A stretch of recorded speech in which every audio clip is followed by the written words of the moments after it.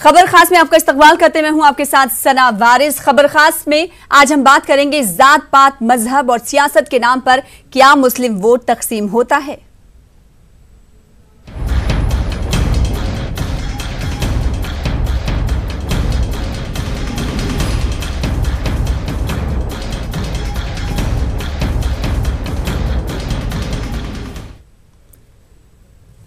जी हां, जात पात मजहब और सियासत के नाम पर क्या मुस्लिम वोट बैंक एक बार फिर तकसीम हो जाएगा या फिर ये वोट बैंक किसी सियासी इनकलाब का पेशखेमा बनेगा। ये सवाल अहम है और इसके जवाब में लोगों की मुख्तलिफ आरा भी है। लेकिन जो सियासी तदबीरें की जा रही हैं, जिस अंदाज के बयानात सामने आ रहे हैं, उससे तो यही लगता है कि अक़लियती तबके के पास इस बार भी कोई इश्तराकी या इत्तेहादी सियासी मंजरनामा या नजरिया नहीं है। होता तो यही रहा है कि कभी जात बिरादरी तो कभी सियासी जमातों और लीडरों पर मबनी जाती पसंद से मुस्लिम वोट खानों में बढ़ता रहा है। और ये तकसीम इस अंदाज से होती रही है कि मुसलमानों ने वोट तो सबको दिया लेकिन एतराफ किसी जमात ने नहीं किया। आज भी एक बड़ा तबका बरसर इक़्तिदार जमात से बरहम और नाराज नजर आता है। नाराज लोग गम गुस्से में ये तो इजहार कर देते हैं कि वो किसके खिलाफ वोट करेंगे, लेकिन शायद उन्हें ये नहीं मालूम कि हिमायत किसकी करनी है, यानी किस पार्टी की करनी है। आज इसी मुद्दे पर बातचीत करेंगे। हमारे साथ चार खास मेहमान भी जुड़े हुए हैं। चारों खास मेहमान का तारुफ करा देते हैं अपने बुलेटिन में। इस प्रोग्राम में हामिद मोहम्मद खान साहब हैं, आपका इस्तकबाल करते हैं, जो कि सदर हैं जमात इस्लामी हिंद तेलंगाना और उड़ीसा के, आपका इस्तकबाल करते हैं। और साथ ही साथ आमिर साबरी साहब हैं, आपका भी इस्तकबाल करते हैं, जो कि सियासी तज्जिया निगार हैं। और डॉक्टर सलमान खालिद साहब भी हमें ज्वाइन कर रहे हैं, आपका भी इस्तकबाल करते हैं। और साथ ही साथ तारिक कमर साहब, जो कि नुमाइंदा हैं लखनऊ से, हमारे साथ बने हुए हैं। सबसे पहले तारिक कमर साहब, आपके पास आना चाहेंगे। लगातार आप लखनऊ से पूरे उत्तर प्रदेश को भांपने की कोशिश करते हैं, फील्ड में जाते हैं, लोगों से मिलते हैं। ऐसे में क्या एक बार फिर आपको अंदेशा है या खदशा है, ऐसा लगता है कि एक बार फिर से मुस्लिम वोट बटने की कगार पर है, जिस तरीके से हमेशा से होता हुआ आया है?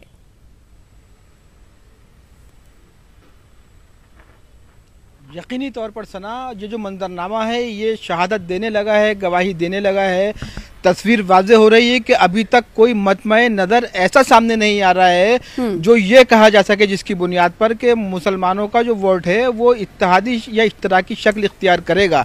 देखिए, मुख्तलिफ छोटी छोटी तंजीमें हैं, जमातें हैं जो बनाम सेकुलरिज्म आगे आ रही हैं। वोट बैंक की सियासत शुरू हो गई है इलेक्शन के टाइम पर, जैसा कि हमेशा से होता रहा है। छोटी छोटी तंजीमें बाहर निकल के आती हैं, लोगों के पास जाती हैं, कैनवेसिंग करती हैं, उनको मुतमईन और बेदार करने की कोशिश करती हैं। लेकिन किसी भी छोटी या बड़ी तंजीम के पास ऐसा कोई मौक़िफ़ नहीं है, ऐसा कोई इजहार नहीं है जिसकी बुनियाद पर हम ये कह सकें कि एक बड़ी सियासी जमात के लिए बाकायदा तौर पर कन्वेसिंग की जा रही है, बाकायदा तौर पर नज़रिया कायम किया जा रहा है। देखिए, जो उत्तर प्रदेश का सियासी मंजरनामा है वो आप हमारे नाज़रीन को बताती भी रही हैं सना। और एक बार फिर मैं यहाँ बता दूँ कि यहाँ पर जो बीएसपी का और एसपी का इत्तेहाद है, इसने कहीं ना कहीं मुसलमानों को, दलितों को एक करने की कोशिश की है। लेकिन चूंकि कांग्रेस के साथ इत्तेहाद कायम नहीं हो पाया है, तो कांग्रेस भी एक बड़ी दावेदार है उन तमाम मगरबी उत्तर प्रदेश के इलाकों में जहाँ मुस्लिम वोट बैंक खासा कांग्रेस को भी जाता रहा है। आरएलडी जाहिर है कि इस इत्तेहाद में शामिल है, लेकिन एक मखसूस वोट बैंक जो कि कहा जा रहा है, हालांकि इसकी तरदीद भी हुई है, लेकिन फिर भी माना जा रहा है कि जो हमारी शिया कम्युनिटी है उसका जो एक मखसूस वोट बैंक है वो बीजेपी के साथ गुज़िश्ता इलेक्शन में भी गया था और इस मरतबे भी खास से रोशन इम्कानात है कि ज़रूर जाएगा। तो देखिए, मुख्तलिफ जमातों के पस मंज़र में, मुख्तलिफ जमातों की बुनियाद पर ये वोट बैंक अभी तक बढ़ता हुआ महसूस हो रहा है। और देखिए, यहाँ पर एक बहुत अहम पहलू ये भी है कि जब कैंडिडेट्स मैदान में उतर जाते हैं, बाकायदा इलेक्शन की कन्वेसिंग शुरू होती है, कैंपेनिंग शुरू होती है, तो उस वक्त ये फैक्टर बहुत काम करता है कि साहब ये हमारे रिश्तेदार हैं, इन्हें हमें वोट देना जरूरी है। सियासी जमात पर वोट बढ़ता है तो कभी लीडरान पर वोट बढ़ता है। अपने बहस को आगे बढ़ाएंगे। आमिर साबरी साहब, आपसे सवाल ये कि हम अक्सर देखते हैं कि सियासी जमात के नाम पर वोट बढ़ता है तो कभी सियासी लीडरान के नाम पर वोट बढ़ता है। ऐसे में अगर सियासी शऊर की बात करें, आखिर अवाम में वो सियासी शऊर मुसलमानों के अंदर क्यों नहीं आ पाता? इसकी अहम वजह आपको क्या लगती है? सना जी, बहुत बढ़िया सवाल है आपका।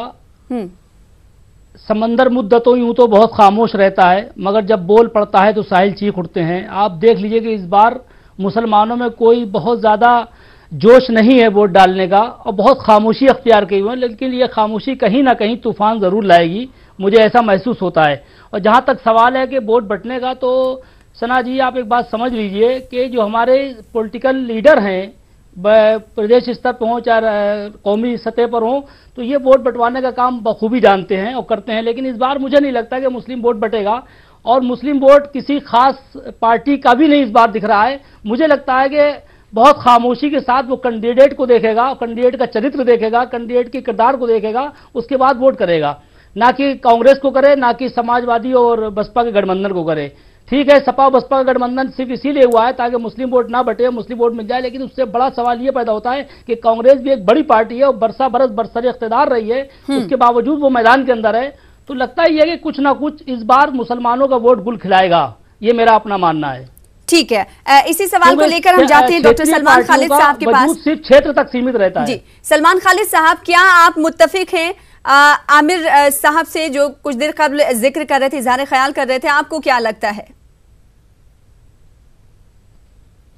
मैं आमिर साहब की बात से मैं बिल्कुल मुत्तफिक हूं, लेकिन मैं एक बात जो बहुत साफ साफ बताना चाहता हूं, इस बार का जो इलेक्शन का सिनारियो है, इसमें सबसे अजीब बात यह हो रही है कि हर सियासी पार्टी, चाहे वो कांग्रेस हो या सापा बसपा का गठबंधन हो या बीजेपी, तो खैर एक अलग सी मसला है, ये लोग मुसलमानों से एक मखसूस दूरी बना करके चलने की कोशिश कर रहे हैं। दूसरे वोट बैंक को ये दिखाने की कोशिश कर रहे हैं कि हम मुसलमानों से एक दूरी बना करके रखे हुए हैं। मतलब यह है कि ये एक हिंदू तबके के अंदर भी सेंध मारने की कोशिश कर रहे हैं, जिसका कहीं ना कहीं मुसलमानों को एहसास है। दूसरा जो सबसे बड़ा मसला है मुसलमानों के अंदर का, जो हमारा मसला है, हमारे जो लीडर हैं, सियासी लीडर हैं, मुसलमानों के नाम पर पार्टी में मुसलमानों की नुमाइंदगी करते हैं, लेकिन खुद मुसलमानों के अंदर उनकी कोई नुमाइंदगी नहीं है। हमारे जो अपने लीडर्स हैं, हमारे जो अपने पेशवा हैं, या जो हम जिनको अपना लीडर समझते हैं, इनकी प्रॉब्लम यह है कि ये सियासी लोगों से ताल्लुकात तो बना करके रखने की कोशिश करते हैं, लेकिन सियासत में आने की कोशिश नहीं करते, या सियासी लोगों से मिलते जुलते जरूर हैं, लेकिन सियासत पे जब बात होती है तो ये किनारे हो जाते हैं। तो मुसलमान कहीं ना कहीं अपने आप को ठगा सा महसूस करता है, उसको यही नहीं पता होता कि हमको जाना कहां है। लेकिन इस बार ऐसा नहीं लग रहा है, इस बार मुसलमानों को भी ठीक से समझ में आ रहा है कि हमें क्या करना होगा, हम क्या कर सकते हैं। और हमें लगता है कि जो पिछले मुसलमान के तौर पर जो लीडर सामने लाए जाते हैं वो एकदम पपेट की तरह होते हैं, काम कोई और करता है, सिर्फ और सिर्फ इशारे के तौर पर वो नाचते हैं। आपका ये कहना है? बिल्कुल बिल्कुल बिल्कुल। आमिर साहब, क्या नहीं लगता कि जो हमारी मजहबी तंजीमें हैं, क्या हम आपको नहीं, आमिर साहब एक सवाल आपसे ये करना चाहेंगे, क्या आपको ये नहीं लगता कि हमारी जो मजहबी तंजीमें हैं वो बढ़ चढ़ कर हिस्सा लें और अवाम को बाशऊर करें, और हम उनके अंदर ही देखते हैं कि इत्तेहाद का मुजाहरा वो पेश नहीं करती, तो क्या वोट तकसीम होने का एक अहम जरिया ये भी है? सना जी बहुत अच्छी बात कह रही हैं आप, लेकिन मजहबी लोग, अफसोसनाक पहलू तो यही है कि मजहबी लोग तो ये बाशऊर मुसलमानों में जाकर के काम नहीं करते हैं। वो तो सिर्फ और सिर्फ वो भी नफरतें फैलाते हैं, कहीं मसलक के नाम पर, कहीं अकीदे के नाम पर, कहीं शिया सुन्नी के नाम पर, कहीं देवबंदी वहाबी के नाम पर, कहीं बरेलवी के नाम पर। अगर यही एक हो जाए, मुत्तहिद हो जाए, आज भी कौम मुत्तहिद है, आज भी आप एक नारा लगा दीजिए तो लाखों की तादाद में मुसलमान सड़कों पर आ जाएगा। लेकिन अफसोस कि हमारे बड़े लोग ही एक नहीं हो पाते हैं, सर जोड़कर बैठते नहीं है, सही सियासी लाए अमल तय नहीं कर पाते हैं। आखिर क्यों ऐसा ये नहीं करते? जमात इस्लामी हिंद का मौक़िफ़ रखने के लिए खुद हमारे साथ हामिद मोहम्मद खान साहब हैदराबाद से जुड़े हुए हैं। हामिद मोहम्मद खान साहब, आखिर क्यों आप लोगों में इत्तेहाद क्यों नहीं होता? अगर जमात इस्लामी हिंद की बात कर लें और जमीयत उलमा हिंद की बात कर लें और असेंबली सीट की तरफ अगर जाए, असेंबली इलेक्शन की तरफ तेलंगाना में जब हुआ था तब आपने TRS को सपोर्ट किया था गोशा महल सीट पर, क्यों आप में इत्तेहाद नहीं है? अगर बात हम जमीयत उलमा हिंद की कर ले तो उन्होंने कांग्रेस को सपोर्ट किया था, तब जब जो मजहबी तंजीमें हैं उनके अंदर ही इत्तेहाद नहीं है तो फिर तो जो वोट बैंक है वो तो तकसीम होता ही नजर आएगा। आखिर वजह क्या है, आप लोग क्यों नहीं मुत्तहिद होते हैं?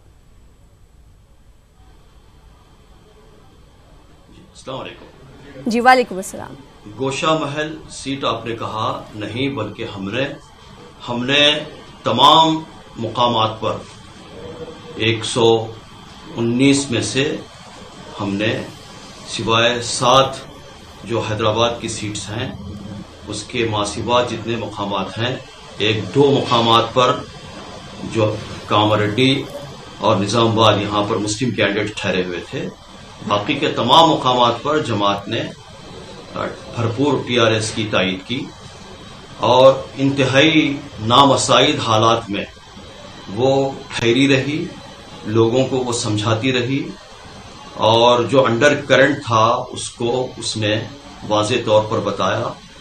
वो अंडर करंट जमात इस्लामी हिंद तेलंगाना ने इसलिए महसूस किया था कि हमने बाज़ाब्ता एक पॉलिटिकल स्टडी कमेटी बनाई थी, हमने अपने तौर पर 3 सर्वेस करवाए थे, तो इस वजह से हम सही नतीजा कर पाए थे और हमारी तायीद करदा तमाम कैंडिडेट्स वो जीत कर आए। और अब इस वक्त जो मंजरनामा है वो मंजरनामा अभी साफ नहीं है।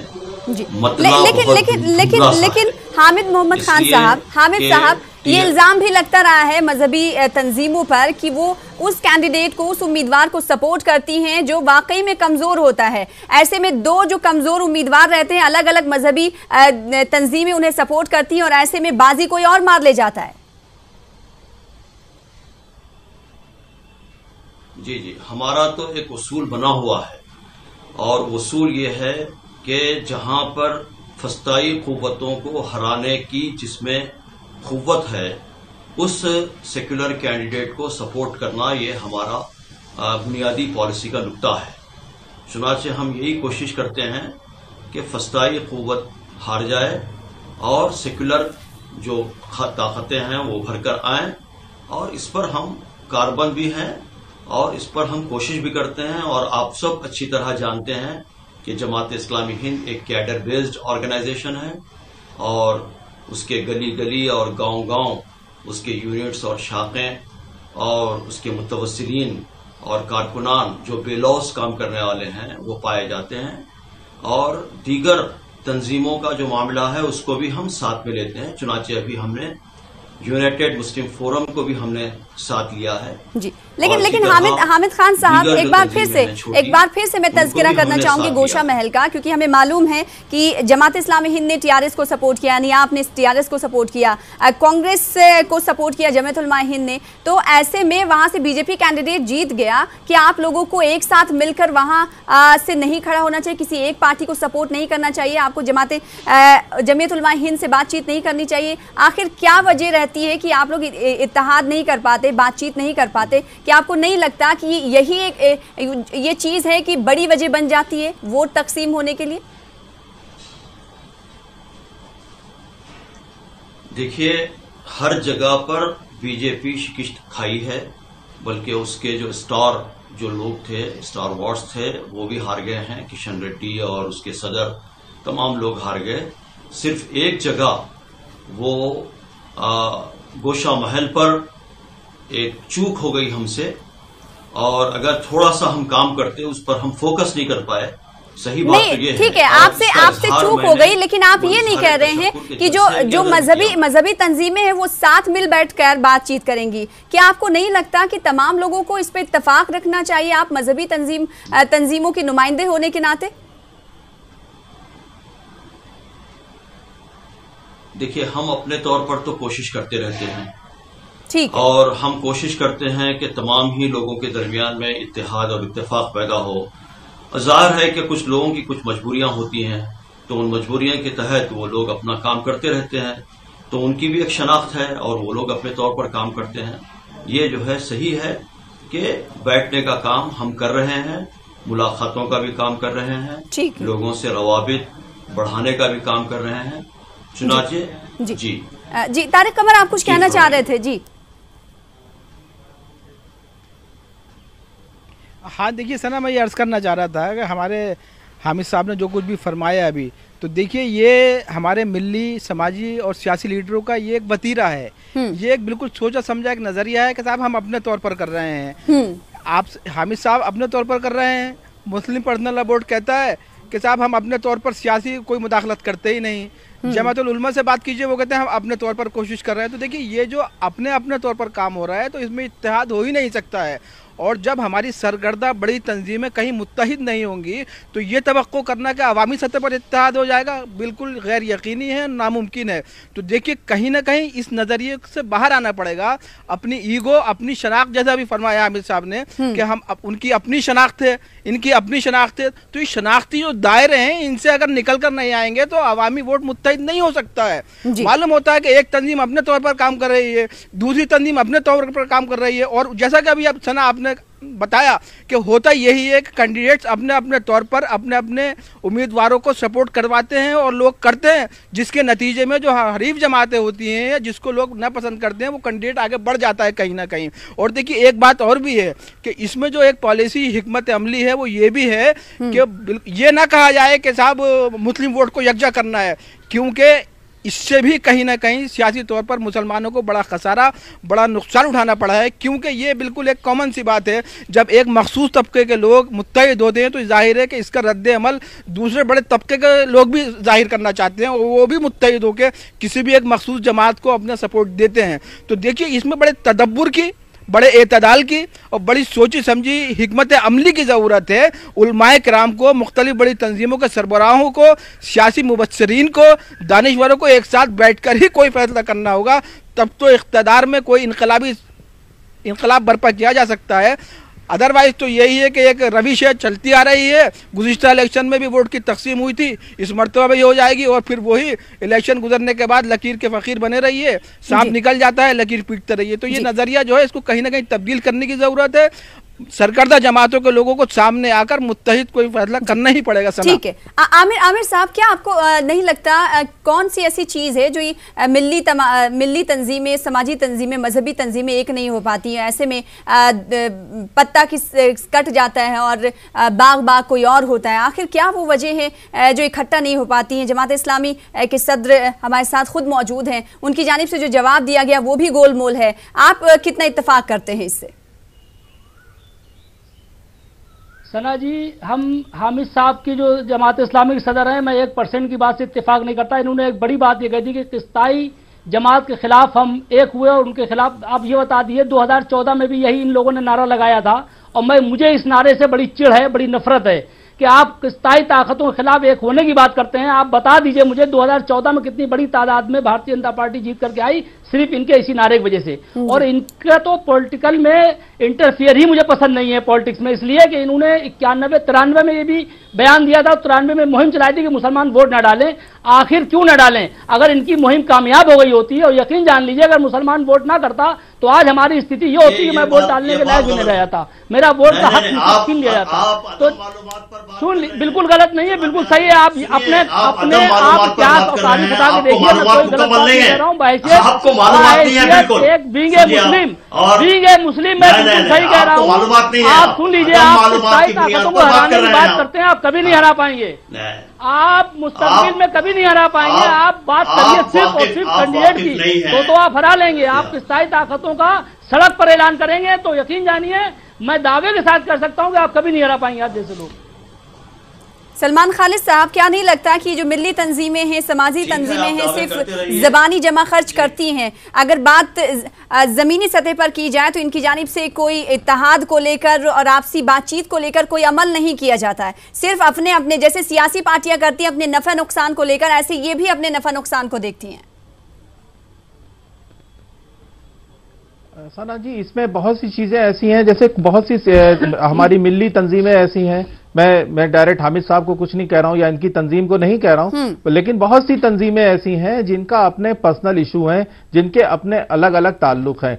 कुछ तंजीमें ऐसी भी हैं हिंदुस्तान के अंदर जो सियासी पार्टी की बी टीम की तरह काम करती हैं, तो हमें इसको भी देखना पड़ेगा और मुसलमानों को इस बात पे गौर करना पड़ेगा कि कौन सी हमारी अपनी मिल्ली तंजीम ऐसी है जो हमारी नुमाइंदगी सियासी तौर पे हिंदुस्तान के अंदर कर सकती है। हर तंजीम पर हम अगर उम्मीद लगा के बैठेंगे तो जैसे हम गुज़िश्ता सालों में 60 सालों में 70 सालों में हिंदुस्तान में मुसलमान धोखा खाता चला आ रहा है, वैसे ही आगे भी धोखा खाता रहेगा। हमें खुद मुसलमानों को हिंदुस्तान के खुद फैसला करना पड़ेगा, खुद मिलकर यही बात हो रही कि आखिर मुसलमान के अंदर सियासी शऊर कैसे आए। तारिक कमर, मुसलमानों को लेकर यह कहा जाता है कि कोई राय अम्मा वो नहीं रख पाते हैं। ऐसे में अगर सियासी शऊर की बात की जाए, सियासी पार्टियां अपनी अलग बातें करती हैं, मिल्ली तंजीमें अलग तरह के दावे करती हैं। ऐसे में अगर मुसलमानों के अंदर, अवाम के अंदर सियासी शऊर की बात की जाए तो आखिर ये सियासी शऊर मुसलमानों के अंदर, अवाम के अंदर कैसे आएगा? एक बड़ा सवाल तो ये है। देखिए, मैं ये भी अर्ज कर दूं यहाँ पर सना, आपका सवाल बहुत अच्छा है, लेकिन ऐसा नहीं है कि मुसलमानों में सियासी शऊर नहीं है। हाँ देखिए, शऊर है, लेकिन बेदार नहीं किया जा रहा है उनको। उनके सियासी शऊर को एक सिमत नहीं दी जा रही है। बुनियादी बात यह है कि जब इलेक्शन आता है उसके 2-4-6 महीने पहले लोग खड़े होते हैं, अपने अपने मफाद, अपने अपने अगराज़ व मकासद लेकर सामने आ जाते हैं। एक तहरीक की ज़रूरत है, मुस्तकिल एक तहरीक की ज़रूरत है। देखिए, जो हमारी कुछ जमातें ऐसी हैं जिन्होंने गुज़िश्ता 25 साल या 30 साल मुसलसल सफ़र किया है, उसके बाद उनको आज कामयाबी मिली है। यहाँ किसी मखसूस जमात का नाम लेना ज़रूरी नहीं है, सब समझदार लोग हैं, सब समझते हैं। तो अगर आप ये नज़रिया लेकर चलेंगे, इलेक्शन के 4 महीने पहले आप आएंगे, सियासी जमातों से समझौता कर लेंगे, कुछ अपने ज़ाती मफाद लेकर, तो कभी नहीं हो सकता है। ये तो बाकायदा एक मतमय नज़र के साथ, हिकमत अमली के साथ पूरे साल, पूरे 5 साल एक तदबीरें करने की, एक हिकमत अमली वज़ा करने की ज़रूरत होती है, तब कहीं जाकर उसके नताइज बरामद हो सकते हैं। ये 1-2 दिन का खेल नहीं है कि साहब 2 दिन में आप खड़े हुए अपनी अपनी झोलियाँ लेकर आगे बढ़े और आपने सोच लिया कि मुस्लिम वोट बैंक को आप यकजा कर लेंगे, मुसलमानों को आप बेदार करके उनको सियासी शऊर या कोई सिमत दे देंगे। इसके लिए बाकायदा तहरीक की ज़रूरत है। और देखिए, फिर बात यहाँ पर वो आती है कि ये जो बड़ी तंजीमें हैं जो अपने अपने नगाड़े, अपने अपने ढोल ताशे लेकर निकलती हैं, इन्हें पहले एक किसी न किसी एक प्लेटफार्म पर मुत्तहिद और यकजा होना ही पड़ेगा। कोई एक मखसूस तंजीम को सामने आना पड़ेगा, उसकी क़यादत को तस्लीम करना होगा, तभी कहीं कोई सियासी तौर पर इनकलाब आ सकता है। अदरवाइज़ तो मुझे नहीं लगता है कि कोई ये अपनी अपनी ढपली, अपना अपना राग बजाने से कोई बहुत बड़ा सियासी इनकलाब, कोई बहुत बड़ी सियासी तब्दीली रोनुमा हो सकती है। सना, जाहिर सी बात है, और ये एक अहम वजह है कि यहाँ से भी वोट तकसीम होता है। हामिद मोहम्मद खान साहब, क्या ये मान लिया जाए कि जमात इस्लामी हिंद की जानिब से अब जो है शऊर बेदारी मुहिम जो है इस ताल्लुक से निकाली जाएगी, और सिर्फ इस पार्लियामेंट्री इलेक्शन के लिए नहीं बल्कि आगे आने वाले दिनों के लिए भी? सना साहबा, जमात इस्लामी हिंद हर दफा और साल के 12 महीने और महीने के 30 दिन वो हमेशा ये काम करती रही है और करती रहेगी कि वो मुसलमानों के अंदर मिल्ली शऊर भी बेदार हो, दीनी शऊर भी बेदार हो और सियासी शऊर भी बेदार हो। ये हमारे पॉलिसी प्रोग्राम का अहम तरीन हिस्सा है। और जहां तक जमात इस्लामी हिंद का ताल्लुक है, उसने कम पर राजी होने और वो बड़ी तंजीम होने के बावजूद मुख्तलिफ जो फोरम्स, मिली फोरम्स पाए जाते हैं, उसमें कम पर उसने इक्तफा करने की, हर जगह पर उसने कुर्बानी देने की कोशिश की है। और वो हमेशा कोशिश करती है कि मिली तंजीमें मुत्तहिद हों और एक आवाज होकर काम करें। चुनाचे आप अगर तर्जिया कर देखें, चाहे वो मुस्लिम पर्सनल लॉ बोर्ड हो या कोई और तंजीम हो, कि जमात इस्लामी ज़ाहिर है कि बहुत बड़ी तंजीम है, किसी के पास इतना कैडर नहीं है, लेकिन इसके बावजूद वो हमेशा छोटी सी चीज पर वो मुतमईन और राजी हो जाती है और उन लोगों की बात को सुनने के लिए तैयार हो जाती है। ये दरअसल इस बात की अलामत है कि जमात इस्लामी कोशिश करती है कि मिल्लत को जोड़ा जाए, हर हैसियत से जोड़ने की कोशिश जमात इस्लामी हिंद करती है, लेकिन जमीनी हकायक भी हम सबके सामने हैं, इसे नजरअंदाज नहीं किया जा सकता। आप चारों का बेहद शुक्रिया हमारे साथ जुड़ने के लिए, अपना अपना मौक़िफ़ रखने के लिए। फिलहाल इसी के साथ मुझे दीजिए इजाजत। आदाब।